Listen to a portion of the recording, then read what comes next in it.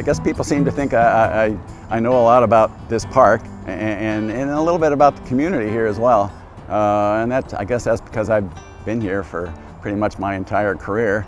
I'm approaching 40 years, and out of those 40 years, 38 of those years are kind of sitting right here in this park.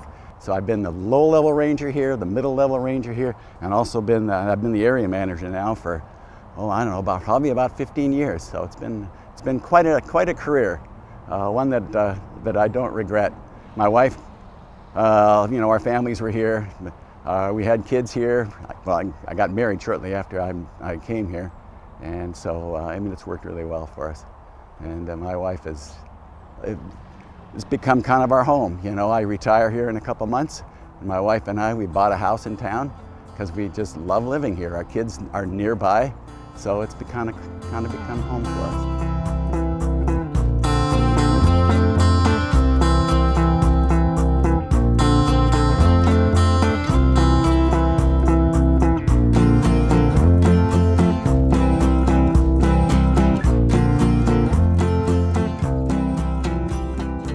We're here at the park entrance, and it's a good place to kind of talk about the development of the park.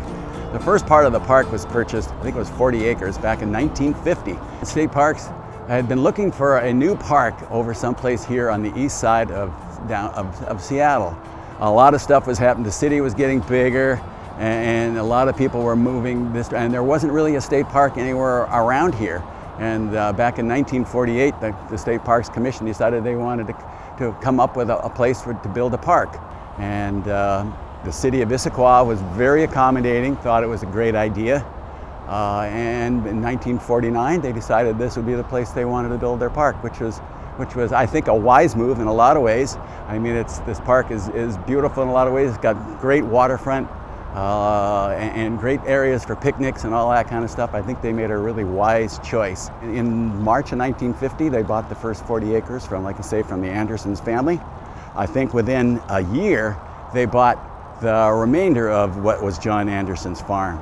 And that included all the area leading up to what's called Sunset Beach, and the area between here and the original purchase way over there by Costco.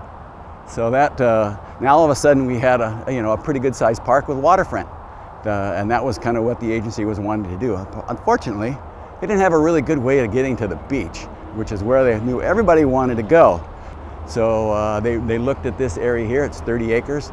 Like I say, they bought it from, I believe it was the Andrells, people who bought the property from Inez Gunderson back in 1946. So they didn't have it very long, but they sold it to the state parks. Now all of a sudden, we now have a good spot for access into the park.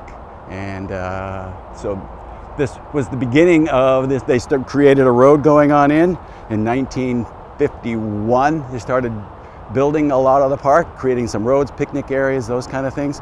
They didn't get a bathroom here until 1954, I believe, but they did get some of the stuff that people would need. This was an area that the people of Issaquah had used for decades. It was a beach on Lake Sammamish that they really enjoyed using. The families let groups and families and stuff picnic down down along the waterfront. So it was an area that the city had used for many, many years, the residents of the city. So as construction was going on, the citizens were still using the area that was now the park.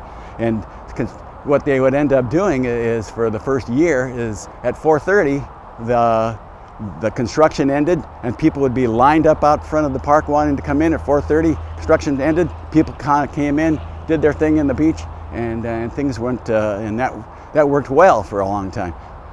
But in 1952, they hired the first park manager here. His name was Dave Renaud, and he worked here for 7 years, and he was kind of the one in charge of not only kind of corralling the people who are coming to use the park, because there was a lot of people wanting to do that, but also in charge of making sure that the construction was going the way they wanted to do. This used to be, this was the entry road in and out of the park, still is. Hopefully someday they'll change it. For most of the years, it was one lane in and one lane out. And boy, some of those busy summer days, the lanes coming in were jammed, the lanes going out were jammed. It was pretty impressive.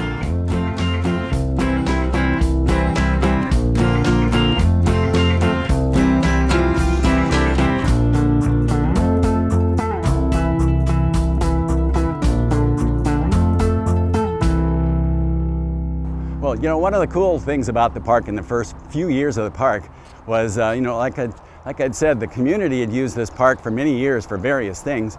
And when the first few years the state park was here, the state park became the place for swimming lessons.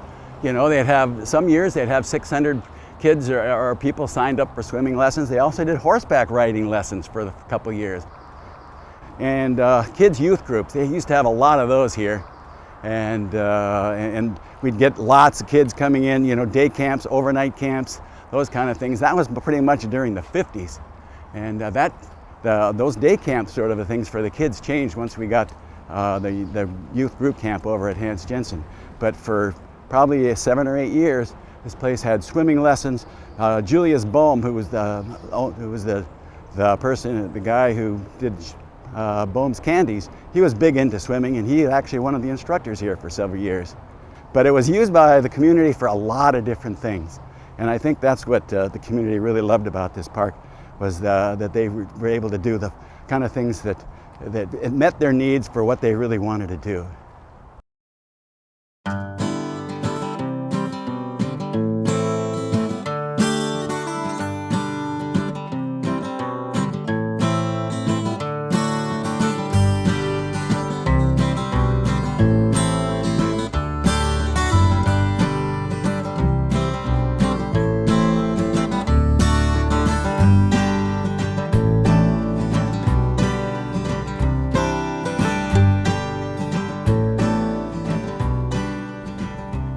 Coming up to the Tibbetts Beach picnic area. Back in the 60s and early 70s, the park was getting so crowded that you know, the experience wasn't great for people who would come. And back then, Sunset Beach was the only part of the park where people could picnic. There was no Tibbetts Beach here. And this is a piece of property that we acquired from the Greenway family in the 1960s. State Parks looked at it as, well, this would be a great spot to put another beach, swim beach, another picnic area and parking lot. So they actually acquired the land back, like I said, I think 1966. And what they did was they kind of came in and they put all the pipes, the water lines and everything on the ground and filled in on top of it because it was so low. And most of the fill came from I-90 construction. So for many, many weeks, truckload after truckload of stuff kind of came in here and filled all around this place and created a dry area for people to picnic. And it's worked pretty well. That was, like I say, 1976, 75. And of course I got here in 1979. So when I got here, these trees were about this tall. You know, they weren't much taller than me, and about this big around. Well, they were a little taller than that. They were probably 10, 12 feet tall. And I don't know how it happened, but they all got very big.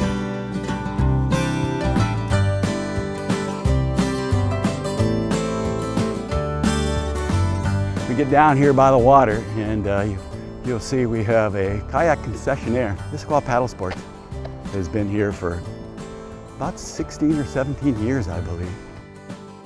And they do a really, really good job of providing kayak rentals, lessons and tours, and I believe they actually even sell some of their kayaks out of here as a space where they do that. But if you look out there now, you can kind of see a number of people out there on these kayaks that people have been renting. But anyway, they've been a really good partner with us and provided some really good service for the public for a lot of years.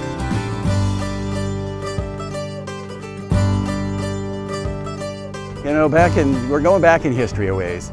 We're going back to like the 1870s, 1880s. Back then there were very few roads going from Seattle to Issaquah, and if you were going to take those roads, it took you probably a day or two to make it.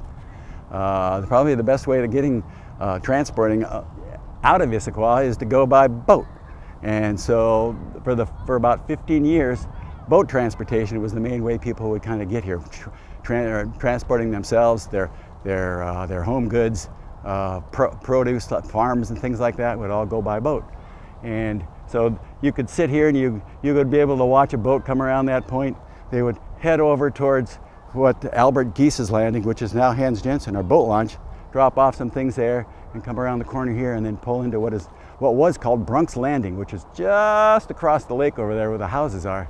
And that was kind of the main place for the people of the community of Issaquah, which was not known as Issaquah then, was able to get on board the boat and to go to Seattle or wherever else they wanted to go.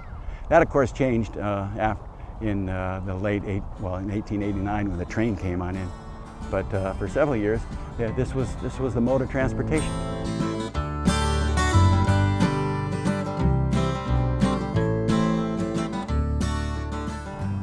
This is the paddle and the interpretive sign over there. But Marie Louie was an elder woman from, I believe, the Snoqualmie Tribe, and she lived on the lake for many, many years. She was kind of like a medicine woman. She could go help people who were ill. She sold roots and herbs and all that kind of stuff, and she was supposedly a pretty prominent person of the community. She lived to be about 100 years old, and so she was a very important person along the Lake Sammamish for many, many years. And the Snoqualmie Tribe and some members of the community here decided that it would be nice to honor her in some way, and to kind of show what she had been doing here. And this is kind of what we have. There's a sign which kind of talks a little bit about it, and that is the paddle, which represents the Snoqualmie Tribe. This is a landing for them. The paddle being up is a good sign in regards to how the Native Americans look at that.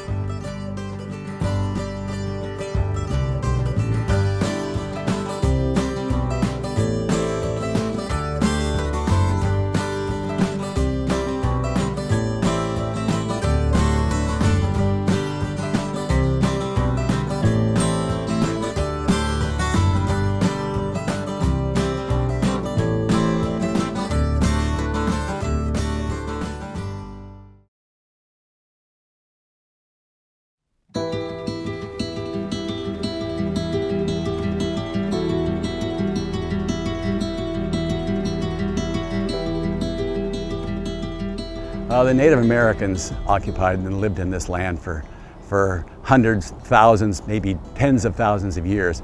You know, I don't know exactly how long they've been here, but they've been here a very, very long time.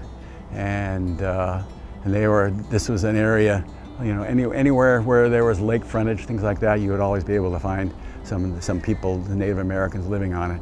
But the Snoqualmie Tribe was probably the dominant group that occupied this land here. The Snoqualmie Tribe, their main area is over there by North Bend, Falls City, Carnation, that area there as well. But they also had communities, or small longhouses, things like that, along the lake. And from what I understand, they had a longhouse right up here by the mouth of Issaquah Creek. They had one somewhere out by the park entrance, I'm not exactly sure where, and something over by the boat launch.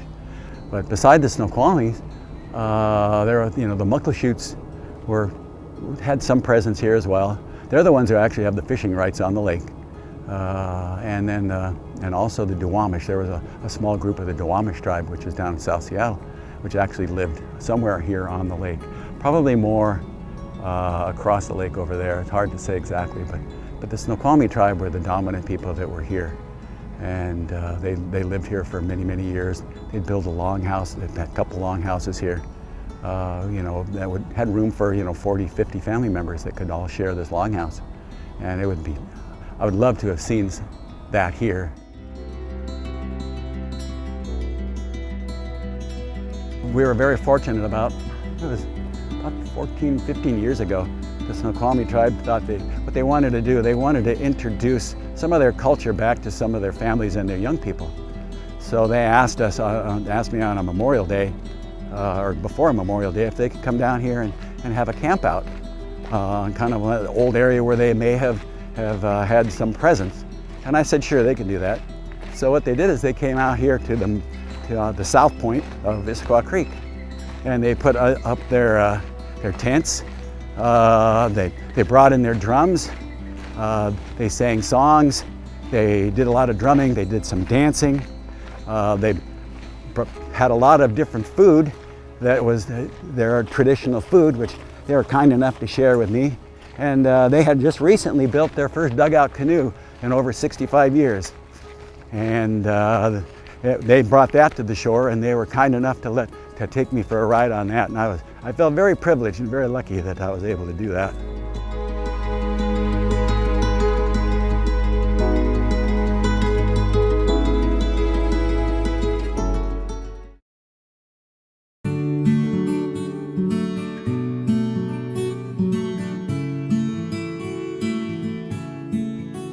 This was a play structure that was built in, I think, almost 20 years ago. Costco headquarters was first coming into Issaquah, and they were looking to do something community-oriented. And they came to the park and asked us, what can we do with the park? And we said, we had another play structure down at the far end of Sunset Beach, which had just fallen apart, so we had to remove it. So I kind of told them, well, it'd be nice to put in a play structure. If you're willing to pay for the materials, we could provide most of the labor to do it. And they said they would, so they did. We have two of our shelter reservation areas are up here, and these were built part of that 1974 capital project, which did the Tibbetts Beach, the ball field, and this area up here.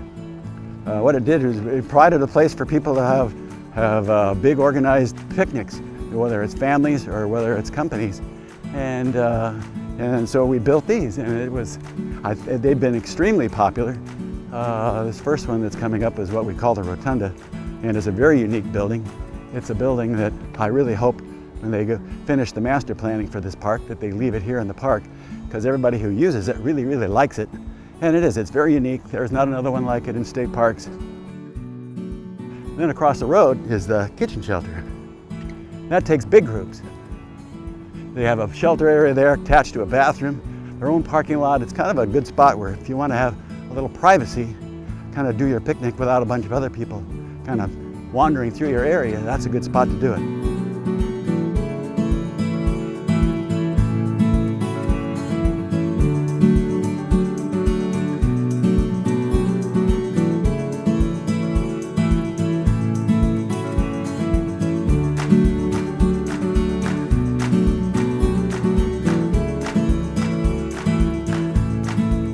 This is another part of the thing that the DOT did.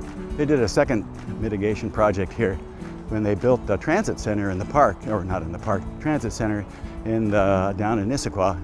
They again kind of disturbed an existing wetland, and so they came to the park again. They asked if they could do some mitigation for that project. So we were able to kind of agree with them they could do this. This used to be covered with nothing but blackberries on both sides as well. And you can see now how well this has grown in with native plants. It's really quite nice. And we see lots of critters here. The beavers are just over there. We see weasels here on a regular basis, and a lot of other little animals that live here. But we have the old settling pond for the parking lot over there, which is very old technology. Back in the 70s, that kind of worked. That wouldn't work anymore.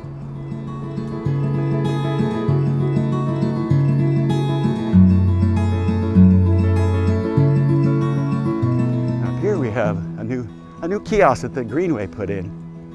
The Greenway, Mountains of Sound Greenway, they're all along the I-90 corridor, all the way from Seattle over to Ellensburg, and they do a lot of restoration work along the I-90 corridor.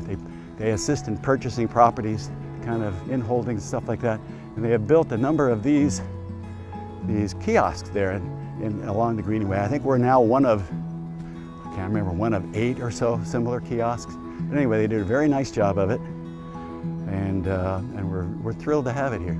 Like I say, the Greenway has been a partner of ours for many, many years. They do a lot of restoration work here in the park.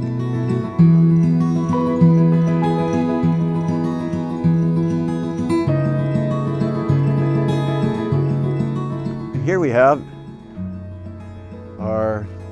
one of our newest additions to the park. We have some plant interpretive signs.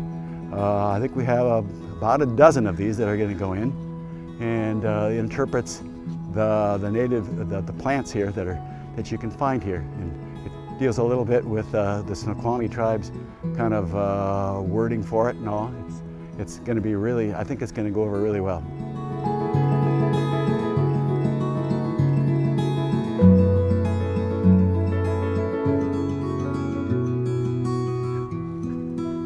getting into a section of one of the last pieces of property that State Parks bought.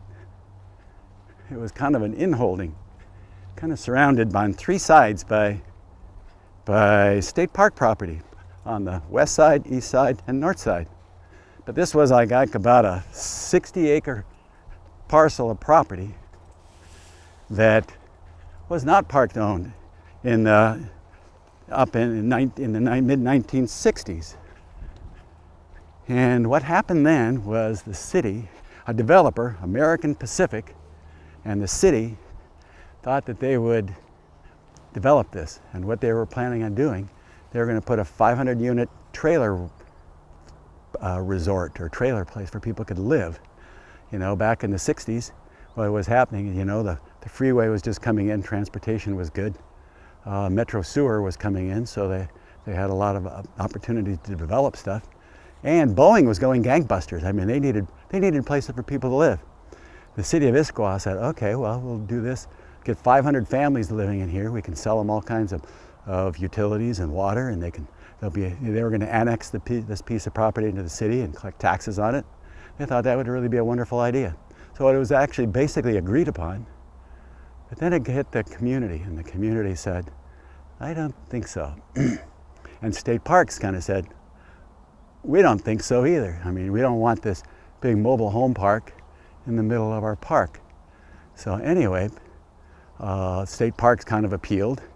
The city, most of the community in the town of Issaquah strongly objected to the idea of having a mobile home park here, and it became hugely acrimonious. If you look at the Issaquah press papers for like about a month and a half or 2 months, you know, the headlines are all about this development that they were going to put in, and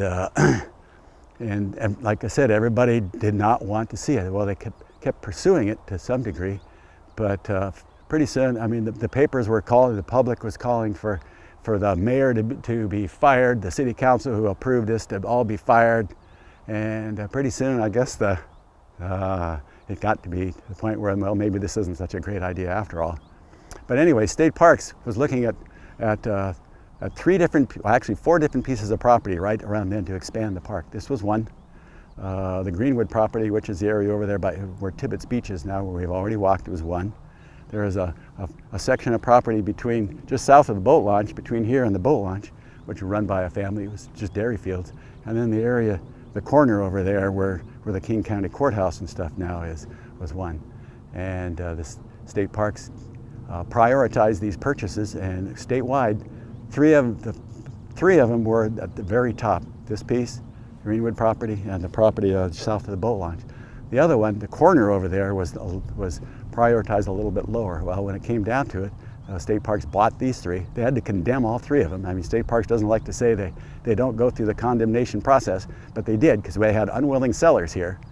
And but State Parks acquired those three. Didn't quite get that corner over there, which would have been really a wonderful addition to the park, in case we had the park all the way to the corner over there, at the corner of 56th Street and East Lake Sammamish Parkway. But we missed out on that, but we got the other three.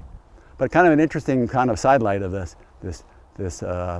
American Pacific little development was the attorney for American Pacific that was fighting for the development was John Ehrlichman, who became very popular, or very infamous in the Watergate things and Nixon's administration. So that's what he was doing before he joined Nixon. He was an attorney right around here. And so anyway, the mobile home park was not built. We acquired it. Nothing much happened here for a while until the soccer club kind of took over. There used to be an old barn over there. It was here for a couple of years when I first got here. It wasn't in very good shape. We'd store our lifeguard towers and stuff like that in there. And then after, I think it was like a couple of years after I was here, we decided it wasn't anything we were going to use anymore. So we burned it to the ground. And was that ever cool? Boy, that thing was a huge fire. And you should have seen all the mice and the rats all scurrying everywhere out from underneath that thing. But that ended that barn. So anyway, now the only barn we have is the one where the shop is.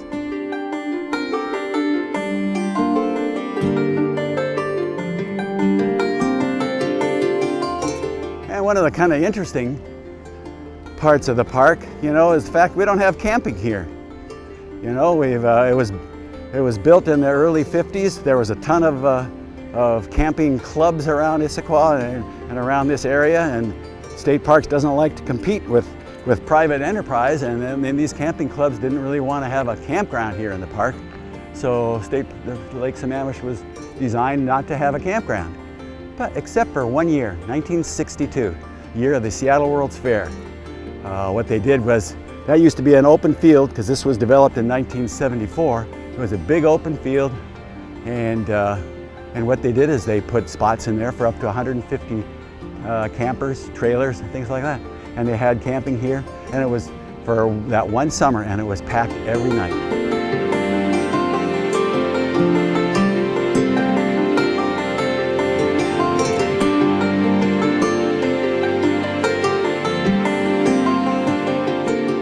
One of the funnest things we do here at the park is we do a wetland class for the local Issaquah School District second grade classes.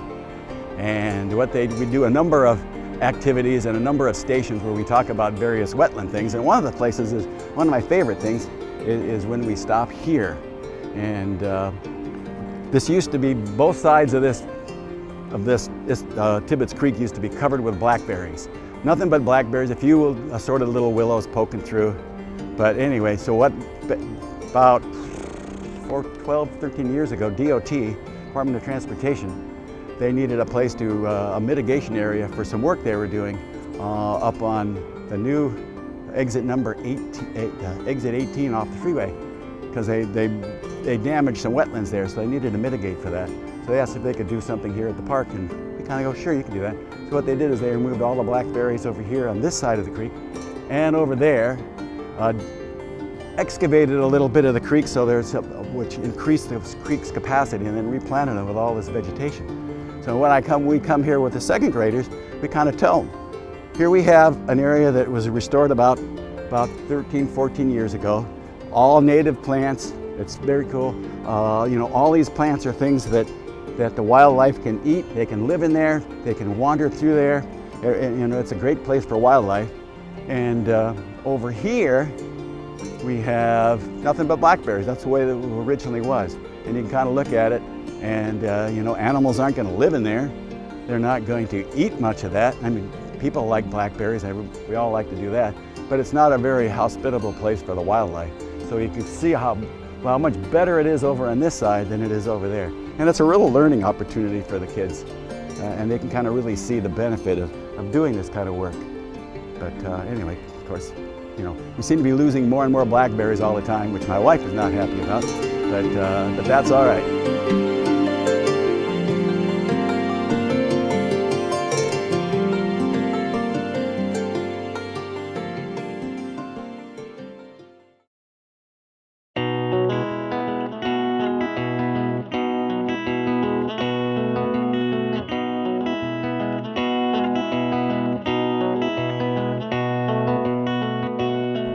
And then we have the baseball field. This was part of the mid-1970s development. Back for the first 15 years that I worked here in the park during the 80s, maybe the early 90s, we had all these different groups that would want to use this baseball field. I mean, there was a lot. We oftentimes would have to tell a group that, okay, play your game, be done in 2 hours, got other people who want to come use it. Well, I don't know what's happened. I guess we have less groups for one, and they don't want to play baseball anymore. So anyway, we didn't ever have anybody using it. About 6 or 7 years ago, I ended up spending a lot of time and effort making the infield nice, getting some nice new bases and stuff like that. And then we'd go around and talk to all the groups and ask them if they would want to play baseball and show them where it's at. And then nobody would ever do it. So, you know, after putting several years of effort into keeping the infield looking good and everything else, and nobody ever using it, I kind of gave up. So you can kind of see the condition of the baseball field now. It's, you know, the blackberries are growing into the dugouts. The infield is not really an infield anymore. The bases are lousy. But we've had a lot of people interested in using this. We've had cricket people who are kind of interested in doing something here. I can't remember the name of Issaquah swim group of some sort wants to build an actual Olympic-sized pool here. There's been a lot of people who have some ideas of what they want to use here. And all those suggestions are going down to Olympia, and it'll be part of when State Parks does a little more planning for this park. That will be something that will be thrown in. What will we really do with this area? Hopefully we'll do something.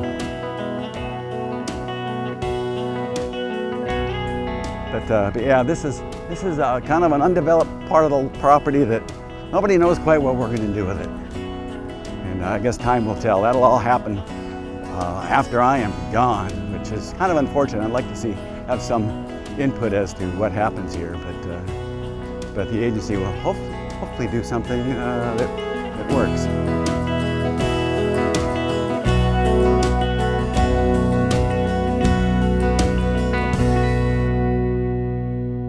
John Anderson, this was his homestead, and John Anderson was here since 1879. He kind of came here and kind of shared the place with Peter Smith for a number of years until Peter actually sold out his portion right around 1900 or shortly thereafter. But John was a bachelor for several years. He met a widow, Addie Smart, and they were married in 1890. And Addie was a mother of 4 children who John kind of took under his wing. And shortly after they got married, John built a bigger house for them. A few years after that, he built some additional outbuildings plus a ranch foreman's home. They all were sitting here in this location here. But if you were here at the time, you could look straight across through where these trees are now, and you'd be able to see Pickering Barn was in the background, and then you could see the gap between Cougar and Squaw Mountain. You could see Mount Rainier. So it was a beautiful spot. And some of the pictures they have of it shows these 2 small trees that were planted in front of the house. And when I first was here for many, many years, there were 2 large willow trees, weeping willow type trees that were sitting out in the same location. And I'm not exactly sure that's what they were, but they're in that kind of a location. And these were obviously trees that were planted by somebody, and I don't know who else would have done it besides John Anderson. John Anderson, of course, his stepchildren's families were the ones who sold the original 2 large portions of the park to the state park back in 1951 or 1950 and 51. So he's kind of I look at him as kind of the father of the park. He was, if it wasn't for his family, we probably wouldn't have the park here. I guess as he led a very interesting life. He was one of the bigger dairy farmers here in the city of Issaquah, and the Issaquah provided a vast majority of the milk that went to Seattle. John and a couple of his neighbors started the Northwest Milk Condensery here in town, which was a milk processing plant, which later became Alpine, and then Dairy Gold took it over several years later. So he was pretty instrumental in the development of the property here. He was a dairy farmer for most of his years. He started here by growing hops, like everybody else did in the Issaquah Valley back in the late 1800s, until the hop lice came in and destroyed that. They did some crop growing as well, but dairying kind of became his forte. The area over here is just past these trees, city of Issaquah's property. We're actually in the city of Issaquah property here. Big open field. Used to be part of the Barlow farm. He had his house up on the hill, which is now long gone. But yeah, during the winter time, when the grass is all down, you can still see some of the old fence posts, cedar fence posts that are out there, scattered around out there, which is pretty cool.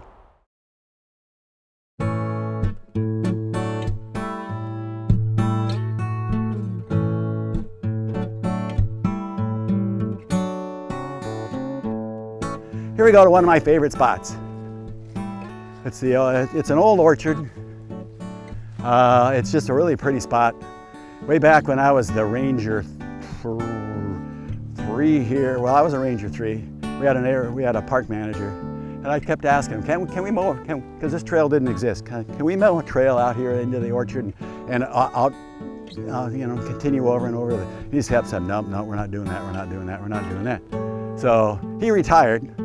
And like about the first day after he retired, we got the tractor on out here and we cut ourselves a trail out through here, over there, opened this up, and it's such a pretty little spot. But as you can see, there no one's pruned them well, nobody's pruned them forever. And I'm not sure any pruning will help them at this point or not. But there's also a few other little assorted trees just scattered, fruit trees scattered, one here, one there, pear trees that are out kind of out in the middle of nowhere.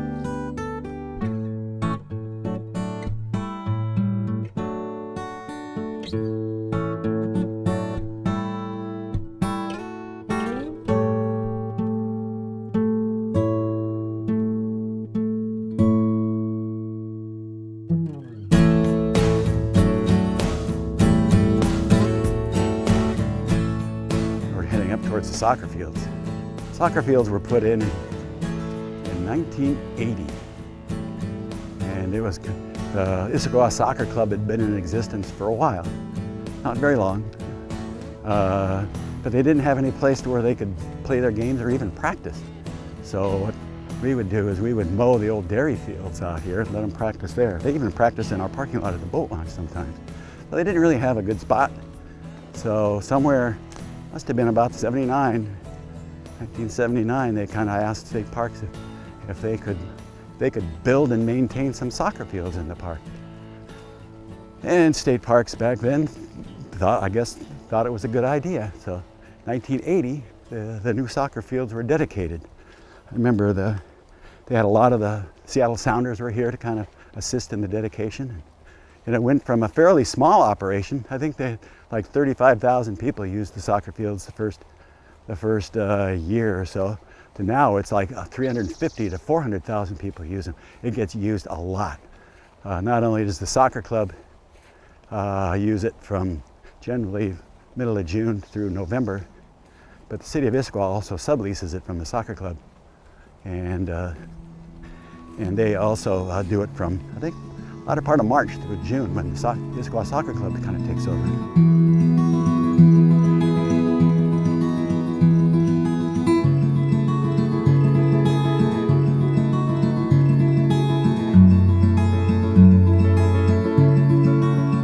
We're coming out to the South Point area. If you go way back in the 1860s, there was a surveyor's map of the Issaquah area, all the way down through the gap there between Cougar and Squawk Mountain. And they showed all these different homes with names to them. The Andrews home, the Castos home, and they had a cabin sitting out here, right out here someplace. And it had a guy's name called R.H. Beatty. And I'm going, what in the world would he do with a cabin out here? I mean, it's not a place you could really live year-round. The water level of the lake here used to go up and down so much that I can't imagine he kept his cabin very long. But there it was just right on this surveyor's map, a guy named R.H. Beatty. And I'm really curious to know what that might have been, and I have not been able to find out much.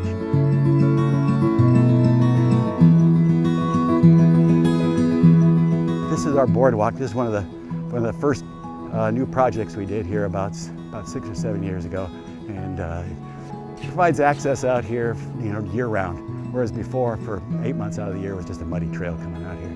But this is the mouth of the creek. People come out here and fish fairly regularly. There used to be a real wild and crazy party place, but all this stuff that you see growing here now wasn't here. It was all basically bare earth, and so all the boaters would pull into the shore and bring all their beer and all their other things, and we'd come out here 2 or 3 times every day and roust them, as many of them out of here as we could. But it was a huge challenge, but it was kind of fun. Like I said, when I was young, it was like I say, it was challenging and kind of fun. But anyway, it's nice to see it growing back to nature, which is what we want. This is the mouth of Issaquah Creek. It's kind of a slough for quite a ways on up, except for during the wintertime. Of course, when the water is flowing during the rainy season, you get a really nice flow of water coming through here. In fact, it'll sometimes overflow. That's why we have this boardwalk up on stilts. The water here can actually kind of flow right underneath here, which is kind of interesting as well.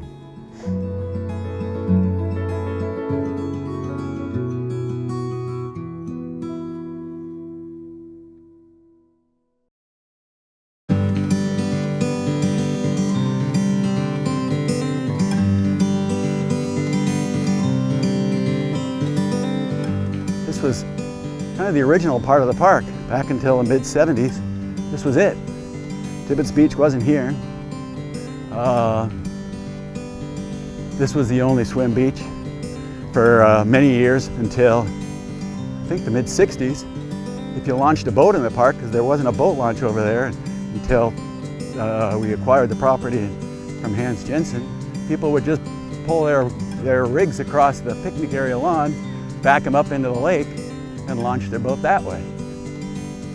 So anyway, it was a wide open spot, lots and lots of people. For the first 4 years the park was here, that half of the Sunset Beach was the only part of Sunset of the park here. And in I think 1958, they filled this area here to enlarge the picnic area in the parking lot. So it was hard to imagine just that little half of the park, but and all the people, they would just crowd on in here. This beach would just be packed with people. There'd be so many, just be blanket after blanket. We had like 5 lifeguard towers across here. We actually had a swim dock out on the water, and it was just huge, really, really crowded. Now we have our brand new beach. This was just recently finished, and it's a huge improvement over the old beach. It kind of goes with our new development that we've been doing for the last several years. For most of my 38 years here in the park, because I got here after the mid-70 development, there wasn't any significant capital money put into the park. I mean, all these other parks would be getting millions of dollar projects, and we just always miss out. And then the parking fee kind of came into existence. Now all of a sudden they see Lake Sammamish as a way of generating money. So we had all these old facilities that were not attractive, and old beaches and things like that. So the agency decided, if we're going to encourage people to come and use our park, we really need to improve these things. So they have. They've done a great job investing into a new bathhouse, $3 million bathhouse. We have the new beach over here. We walked by the play structure over there, which the Friends Group was hugely instrumental in making happen. In fact, it wouldn't have happened without them. And so we put a lot of money into the park. The boat launch has been recently redone with new piers, things like that. So the agency has actually kind of really stood up for us and helped out. We also have, next year, we have a plan to build a new dock out here so boats could pull on up and not pull up along the shore someplace. That'll be pretty cool.